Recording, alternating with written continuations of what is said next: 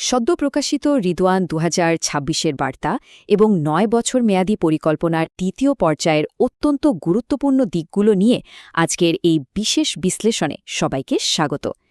এই নতুন পর্যায়টি আমাদের জন্য ঠিক কি করণীয় নির্ধারণ করে দিয়েছে তা গভীরভাবে অনুধাবন করা কিন্তু এখন সময়ের দাবি। তো চলুন একদম সরাসরি মূল আলোচনায় ঢুকে পড়া যাক। চারপাশের বর্তমান পরিস্থিতির দিকে তাকালেই আমরা দেখতে পাই একদিকে চলছে চরম এক বৈশ্বিক অস্থিরতা, আর ঠিক তার বিপরীতেই রয়েছে বিশ্বাসীদের একেবারে অটুট ঐক্যবদ্ধ এক সংকল্প। এই অস্থিরতার মাঝেও সবাই যেভাবে কাঁধে কাঁধ মিলিয়ে দৃঢ়তার সাথে সামনে এগিয়ে যাচ্ছেন, ব্যাপারটা সত্যিই বেশ অভূতপূর্ব। এই পর্যায়ে আমাদের ঠিক কি করণীয় তা বুঝতে আমরা মূলত এই ৫টা স্তম্ভের ওপর ফোকাস করব।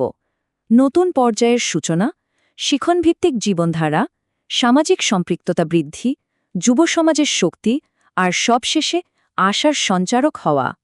প্রথমেই আসছে প্রথম স্তম্ভে, নতুন পর্যায়ের সূচনা, অর্থাৎ ৯ বছর মেয়াদী পরিকল্পনার দ্বিতীয় ও বৃহত্তর পর্যায়ে পদার্পণ। এই পর্যায়টা কিন্তু স্রেফ আগের কাজের একটা ধারাবাহিকতা নয়, বরং এটা অনেক বড় একটা লাফ। এখানে সবচেয়ে চমকপ্রদ বিষয়টা হল সম্মিলিত প্রচেষ্টা। সম্প্রদায়ের কার কতদিনের অভিজ্ঞতা সেটা এখানে একদমই কোনো বিষয় না, বরং নতুন এবং পুরনো সবাই মিলে সেবার ক্ষেত্রে কাঁধে কাঁধ মিলিয়ে কাজ করছেন। আর এই ঐক্যবদ্ধ উদ্দেশ্যটাই বৈশ্বিক অস্থিরতাকে পেছনে ফেলে আমাদের সামনের দিকে টেনে নিয়ে যাচ্ছে। এবার আমাদের দ্বিতীয় স্তম্ভটি দেখে নেওয়া যাক, শিক্ষণভিত্তিক জীবনধারা, যেখানে আমরা তাত্ত্বিক আলোচনা থেকে বাস্তব অভিজ্ঞতায় উত্তরণের কথা বলছি। এখানে দৃষ্টিভঙ্গির এই পরিবর্তনটা কিন্তু দারুণ একটা ব্যাপার। সম্প্রদায়ের সেবাকে এখন আর আলাদা আলাদা কিছু প্রকল্প বা সাময়িক কাজ হিসেবে দেখলে চলবে না, এটিকে ঐশ্বরিক শিক্ষার আদলে গড়া একটা নিরবিচ্ছিন্ন জীবনধারা, বলতে পারেন একদম ওয়ে অফ লাইফ হিসেবে গ্রহণ করতে হবে। তার হল, আগে যেমন শুধু তাত্ত্বিক আলোচনার উপর জোর দেয়া হতো, এখনকার বিষয়টা সম্পূর্ণ আলাদা। এখন আমাদের মন্ত্রই হল সরাসরি কাজের মাধ্যমে অভিজ্ঞতা অর্জন করা। সম্প্রদায়ের প্রকৃত উন্নয়নের জন্য মাঠে নেমে এই বাস্তব অভিজ্ঞতা অর্জন করাটাই এখন সবচেয়ে বেশি জরুরি। এরপর স্বাভাবিকভাবেই চলে আসে আমাদের তৃতীয় স্তম্ভ, সামাজিক সম্পৃক্ততা বৃদ্ধি এবং প্রভাবের পরিধি সম্প্রসারণ। এই স্লাইডটা খুব সুন্দরভাবে দেখাচ্ছে কিভাবে কাজের পরিধিটা ধাপে ধাপে বাইরের দিকে ছড়িয়ে পড়বে।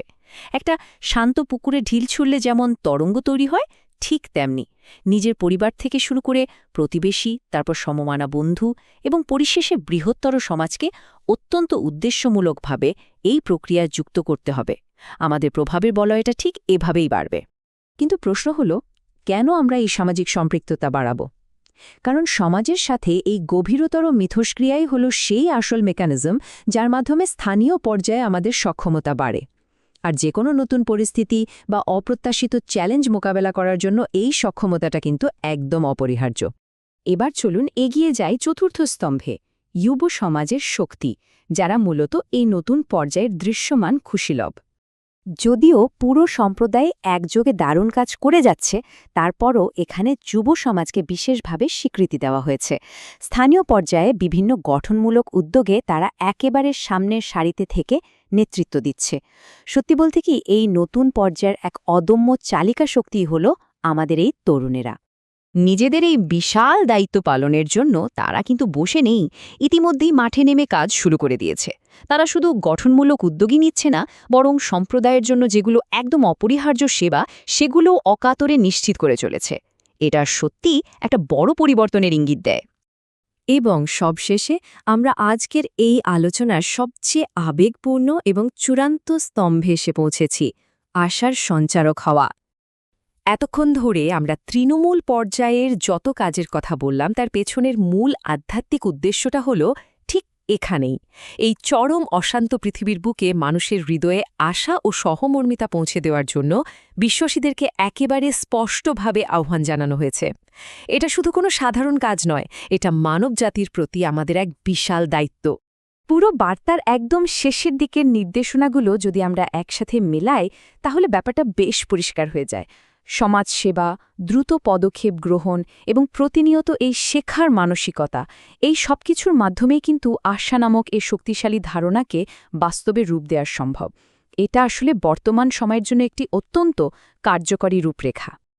আজকের এই বিশ্লেষণ আমরা একটা গভীর চিন্তার খোরাক দিয়ে শেষ করতে চাই। তাহলে এখন সবচেয়ে বড় প্রশ্ন হলো, একটি শিখনের মানসিকতা নিয়ে আজ ঠিক কিভাবে আমরা আমাদের নিজ নিজ চারপাশে আশার আলো ছড়িয়ে দিতে পারি। এই কৌশলগত নির্দেশনাগুলো গভীরভাবে অনুধাবন করে আসুন আমরা সেগুলোকে আমাদের সম্প্রদায়ে তাৎক্ষণিক এবং সুচিন্তিত পদক্ষেপে রূপান্তরিত করার চেষ্টা করি। এতক্ষণ সাথে থাকার জন্য সবাইকে অসংখ্য ধন্যবাদ।